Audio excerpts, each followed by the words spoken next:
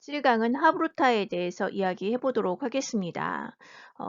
특별히 하브루타가 유대인의 교육 방식이면서 그들의 이제 이러한 교육에 나타나는 장점 중에 한 가지가 세대의 차이를 없애준다는 것입니다.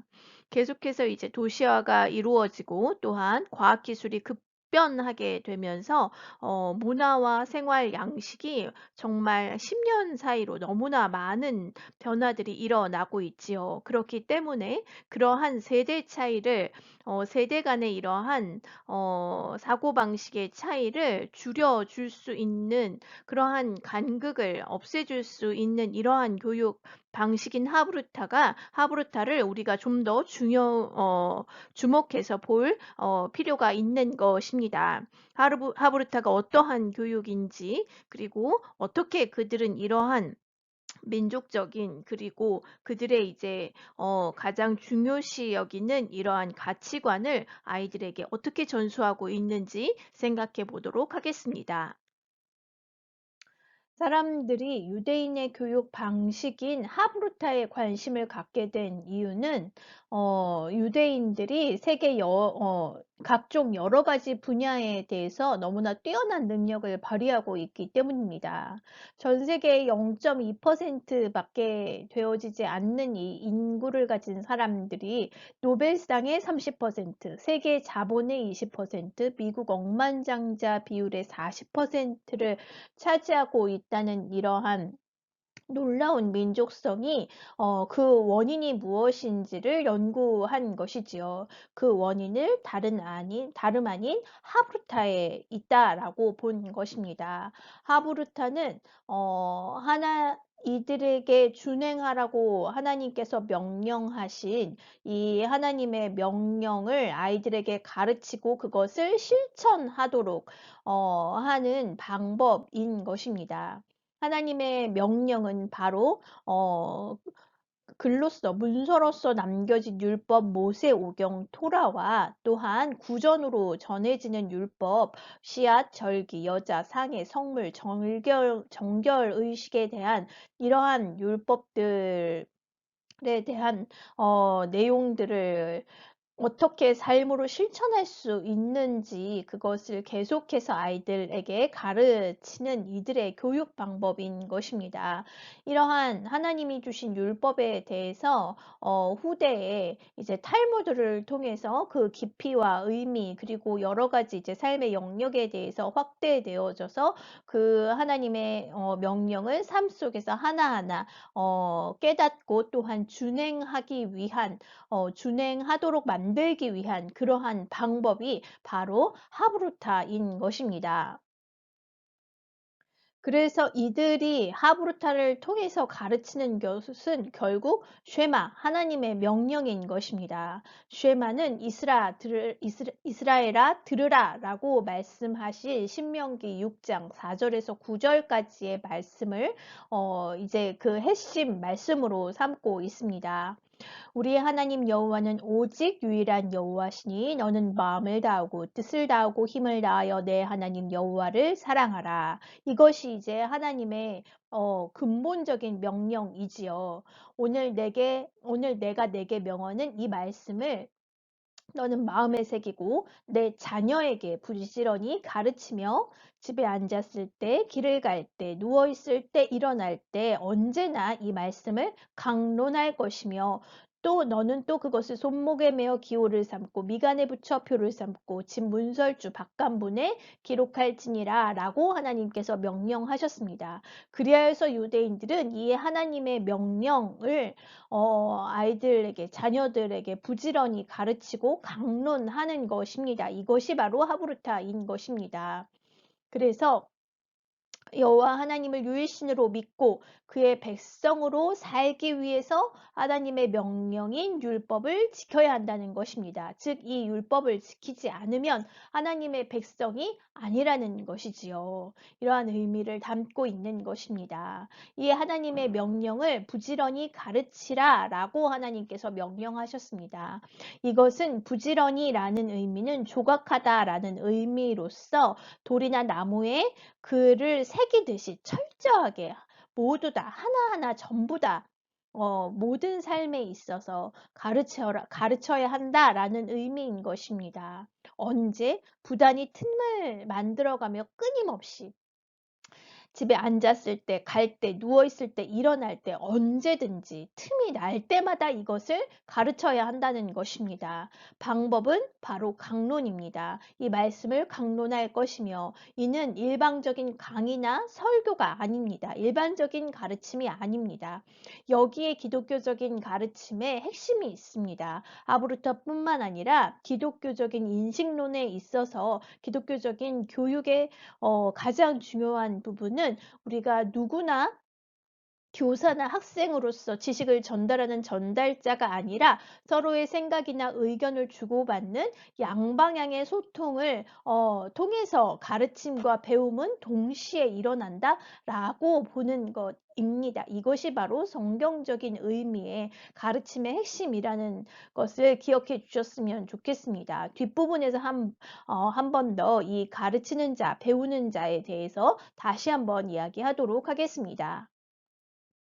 하브루타가 무엇인지 한번 정리를 하고 넘어가겠습니다. 하브루타란 유대인이 하나님의 명령을 지키기 위해 자신의 자녀를 가르치는 과정에서 필연적으로 발생된 가르치고 배우는 양방향 토론식 가르침의 방법입니다. 목적은 하나님의 명령을 준수하는 삶을 살도록 하기 위함이지요. 그래서 가르침의 내용은 하나님의 율법이며 이 율법을 어떻게 삶에 일일이 다 하나하나 모두 다 적용하여 살지가 이제 내용인 것입니다. 그것을 그렇게 깨닫고 또한 삶으로 살아낼 수 있도록 가르치는 그 방법은 바로 짝토론을 통해서 이루어지는 것이라고 이야기하고 있습니다. 이 짝토론의 의미는 파트너라는 이 하브루타가 아람어로서 이러한 뜻을 가지고 있는데요. 짝과 둘이서 토론하는 것을 하고 있습니다. 생애 초기에는 엄마와 짝이 되고 조금 자라면 아빠나 형제와 짝이 되고 학교에서는 또래나 교사와 짝이 되며 교회 공동체 안에서도 가족과 짝이 되어서 끊임없이 토론하는 공부 방법입니다.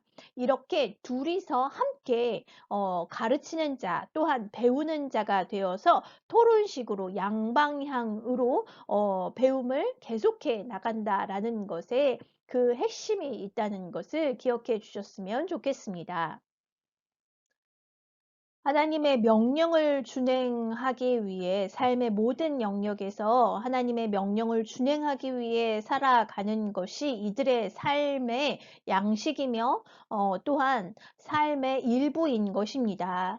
그리하여서 하브루타는 유대인 생활의 일부인 것입니다. 단순히 그냥 어떠한 교육 방법의 일환이 아니라 자신들의 삶에 녹아져 있는 이러한 삶의 태도이며 삶의 양식의 한 부분이라는 것을 기억해야 할 필요가 있습니다.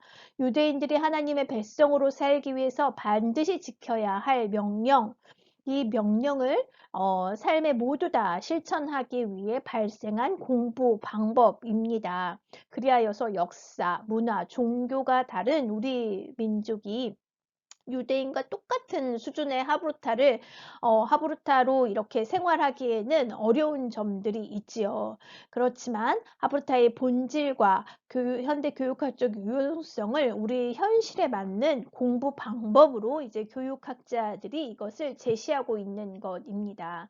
즉 하브루타는 이렇게 계속 질문하는 이러한 그들의 언어 습관이며 삶의 양식이기 때문에 이렇게 질문하는 것이 일상이 아닌 우리나라 사람들에게 이 하브루타를 배운다는 것은 너무나 사실 어려운 일이고 그렇게 유대인들처럼 하브루타를 생활화하기에는 우리는 불가능한 정도로 적용이 너무나 힘든 부분이지요. 그런데 교육학자들이 이러한 하브루타의 유용성을 우리의 교육에 어떻게 반영할지 고민하면서 질문을 잘 만들 수 있는 훈련을 필요하다라는 것들을 인식하고 이러한 질문들을 잘 만들기 위한 그러한 구조, 모델들을 제시하였습니다. 그러한 모델들을 통하여서 우리도 우리의 삶 속에서 그리고 아이들을 가르침에 있어서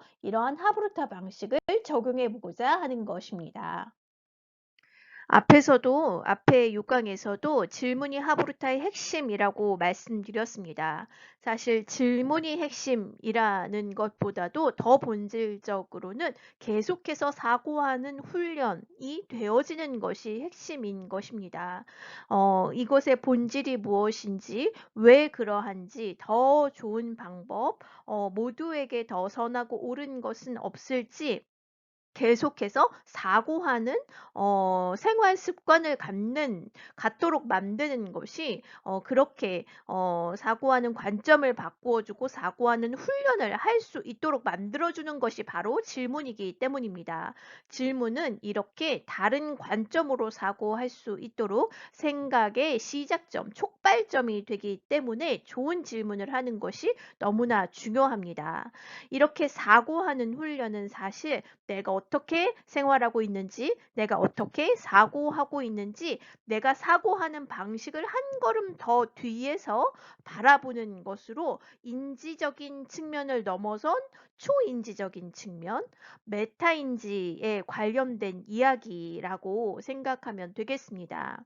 이러한 메타인지에 대해서 학자들이 더욱더 관심을 갖고 있는데요. 그것이 바로 하브루타나 이러한 질문들을 통하여서 이러한 초인지의 영역들을 개발해 주는 너무나 중요한 학습 방법이며 또한 삶의 태도이며 사고의 훈련이 되어진다라는 것을 기억해 주셨으면 좋겠습니다. 우리는 사실 사고하는 훈련이 되어 있지 않지요. 어떠한 질문이 생겼다 할지라도 쉽게 답을 찾으면 더 이상 사고하지 않고 결론을 내버리지요.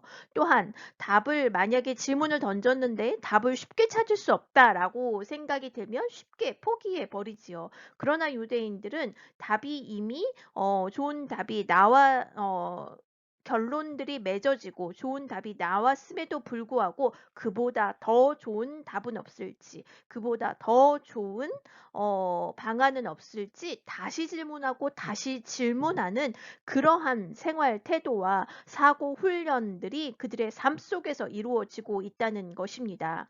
이러한 그들의 메타인지를 개발하는 이러한 훈련, 사고력을 계속해서 확장시켜가는 이러한 삶의 태도, 이러한 것들을 통하여서 이들이 이 세상의 어떠한 민족보다도 뛰어난 그러한 정말 민족성들을 드러낼 수 있는 핵심이 되고 있다는 것을 기억해 주셨으면 좋겠습니다.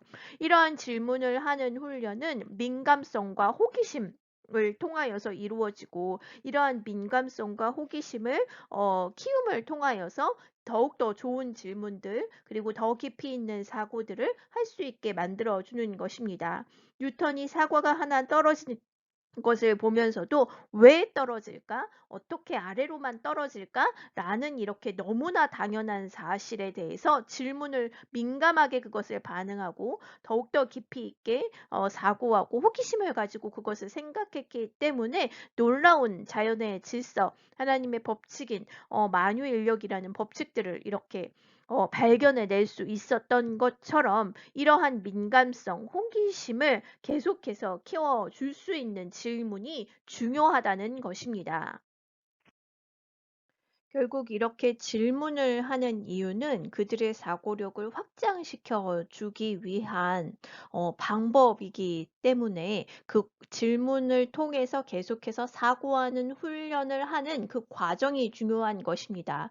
그래서 사실 어떠한 정답에 도달하게 되어지는 그 과정이 중요한 것이지 이 정답을 내는 것, 정확한 답을 내는 것, 이것에 이제 초점을 거기에 목적을 두고 있지 않다라는 것이 이제 핵심입니다. 이렇게 더욱더 깊은 사고력을 갖추기 위해서는 다양한 질문들을 할 수 있어야 되는데요. 질문의 유형을 나눌 때 이 창의적 사고 유형을 통하여서 우리가 어떠한 질문의 유형들을 해야 되는지를 좀 생각해 보고 정리해 보는 것이 도움이 될 것 같습니다.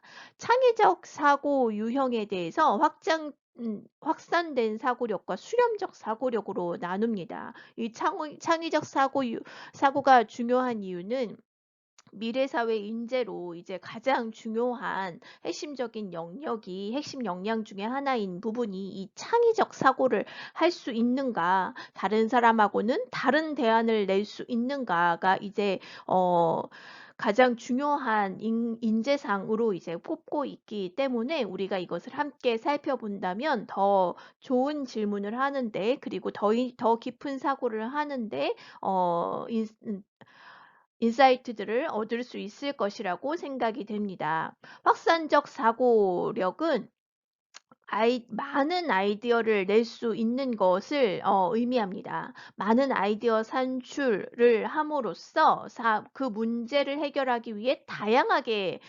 생각들을 할 수 있도록 도와주는 그러한 질문들을 이야기하는 것이지요. 그래서 확산적 사고력의 요인들로는 유창성, 융통성, 독창성, 정교성, 상상력 등을 이제 그 세부 요인으로 삼고 있습니다.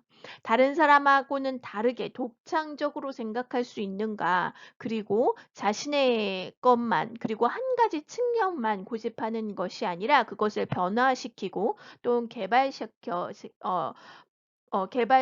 개발시킬 수 있는 이러한 융통성들을 가질 수 있는가? 그리고 지금 현재의 상태에서 어떻게 이제 변화되어질 수 있을지 상상력을 가지고 추론할 수 있는가? 이런 것을 더욱더 정교하게, 그리고 육창성을 통하여서 사고할 수 있도록 만들어주는 이러한 질문들이 필요하다라는 이야기이지요. 이러한 질문들은 열린 질문이라고 이야기를 합니다. 이러한 확산적 사고력을 키워줄 수 있는 질문은 개방형, 열린 질문이라고 이렇게 이야기를 하는데요. 정해진 답이 있는 질문들이 아니지요. 훈민정음을 만든 사람들은 이라고 질문을 한다면 이렇게 수렴적 사고의 질문처럼 정해진 답이 있는 것이 아니라 그것과 관련된 여러 사람들을 이야기할 수 있겠지요. 또한 훈민정음을 왜 만들었는가라고 질문을 한다고 생각하더라도 많은 그것에 대한 답을 생각할 수 있을 것입니다. 이렇게 그러면 확산적 사고만, 다른 사람하고는 다른 독창적인 이러한 사고만, 다양성만 추구하는 것이 전부는 아닌 것입니다. 또한 중요한 부분이 바로 수렴적 사고력인데요. 문제를 해결하기 위해서 이것이 과연 적절한가, 논리적인가, 이것을 비판할 수 있는 사고력입니다. 분석적으로 이 상황이나 어떠한 사물을 바라보고 분석적으로 이것을 비판에 갈 수 있는 능력을 말하고, 그리고 여러 가지 이렇게 다양하게 나온 생각들이나 다양한 양상들을 종합할 수 있는 사고력 또한 필요한 것이지요. 이렇게 논리적이며 비판적이고 분석적이고 종합할 수 있는 이러한 사고력 또한 키워주는 것이 중요한 것입니다. 이러한 수렴적 사고력은 다양한 아이디어들이 정말 현실에 적합한가, 현실 가능성이 있는가, 실행 여부들을 이제 가능한지 그것들을 찾아갈 수 있도록 최상의 답을 찾아갈 수 있는 질문을 하는 것이라고 생각하시면 되겠습니다. 또한 수렴적 사고력은 기본적인 지식들을 묻는 질문이기도 합니다. 기본적인 지식이 없다면 우리가 어떠한 정보들이 없다면 사실 다양한 생각들이 나올 수가 없지요. 다양한 생각들을 하기 위해서는 기본적인 정보들이 있어야 해요.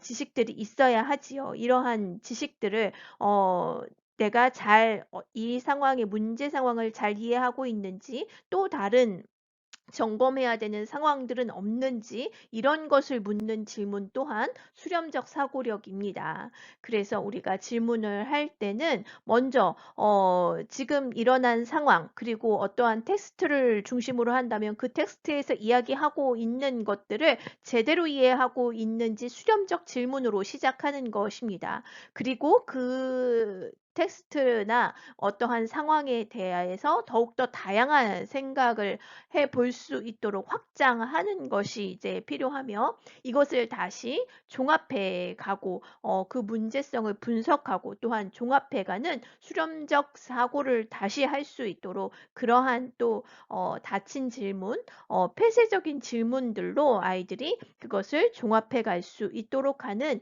이러한 질문들로 마무리하는 것이 필요하지요. 이렇게 하나의 주제에 대해서 단계적으로 아이들이 사고에 갈 수 있도록 훈련하는 것이 필요한 것입니다. 사실 질문식 학습 방법은 토론, 토의 등 여러 가지 이제 다양한 또 창의적인 이러한 사고를 개발시켜주는 이러한 질문식 수업 방식이나 여러 가지 방식들이 있는데 하브루타가 이러한 다른 질문식 학습 방법과 구별되는 지점은 1대1 학습 방법이라는 1대1 질문 방식이라는 것이 두 사람이 함께 이제 서로 질문하면서 이 상호작용 가운데 서로 질문하고 서로 대답하면서 서로가 배워가는 이러한 학습 방법이라는 것이 다른 이제 교수 방법들과 차별화되는 지점입니다. 이것을 유대인들은 이제 태어나면서부터 엄마와 시작을 하는 것이고 4세 이상이 되면 가족 안에서 또한 학교에서도 이러한 방식으로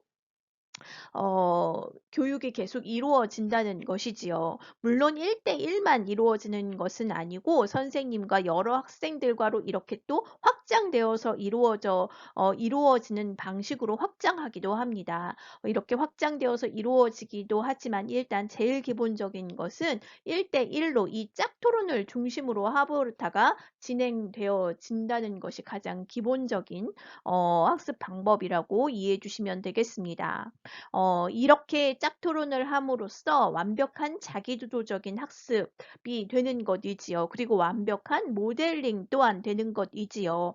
엄마나 아빠나 교사가 이제 자신에게 질문하는 방식을 통해 질문을 어떻게 하는지를 배우고 엄마나 아빠나 교사가 대답하는 방식을 통해서 또한 어떻게 논리적으로 대답을 해야 하는지 또한 배우게 되지요. 이 질문들을 통하여서 아이들은 자신의 생각을 성찰하게 되고 어떻게 내가 사고하고 있는지 문제점은 무엇인지 어, 스스로 그 질문에 대답하면서 스스로 깨닫게 되는 자기 주도적인 학습이 가능하게 하는 짝토론의 질문식 수업 방식이라는 것을 기억해 주셨으면 좋겠습니다. 이러한 학습 방법을 타브루타를 이제 일상생활에서 아이들하고 어떻게 적용할 수 있는지 두 번째 이제 하브루타 강의에서 생각해 보도록 하겠습니다.